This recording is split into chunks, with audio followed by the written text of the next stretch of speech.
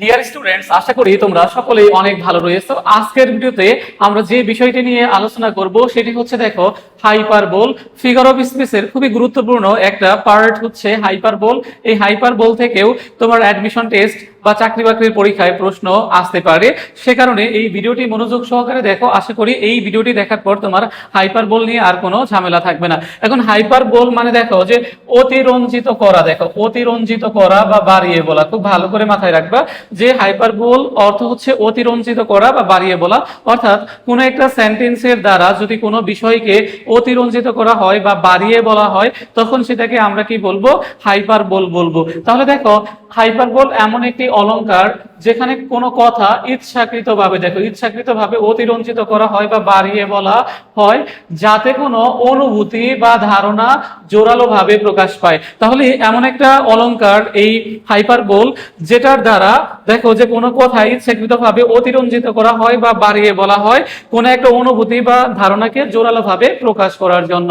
তাহলে আশা করি তোমরা বুঝতে পেরেছো যে হাইপারবোল মানে কি অতিরঞ্জিত করা বা বাড়িয়ে বলা, অর্থাৎ তীব্রতা আরো প্রকোপ করাকেই বলা হয় হচ্ছে হাইপারবোল, যা আছে তার থেকে বাড়িয়ে বলা। যেমন দেখো, I am so hungry, I could eat a horse.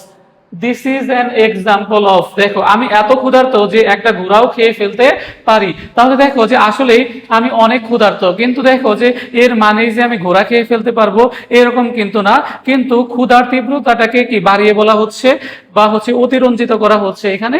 এই কারণে দেখো এটা আমাদের উত্তর হবে কি, দেখো হাইপারবোল, অতিরঞ্জিত করা বা বাড়িয়ে বলা। তাহলে I am so hungry, I could it a horse, অর্থাৎ এখানে ক্ষুধার তীব্রতাটাকে ইচ্ছাকৃতভাবে অতিরঞ্জিত করা বা বাড়িয়ে বলা হয়েছে। দেখো যে এই ক্ষুধার তীব্রতাটাকে কি করার জন্য বাড়িয়ে হচ্ছে কি যে জোরালো ভাবে প্রকাশ করার জন্য। দেখো তাহলে দেখো আরেকটা যদি বলি আমরা যে I have told you 1000 times, অর্থাৎ আমি তোমাকে 1000 বার বলেছি।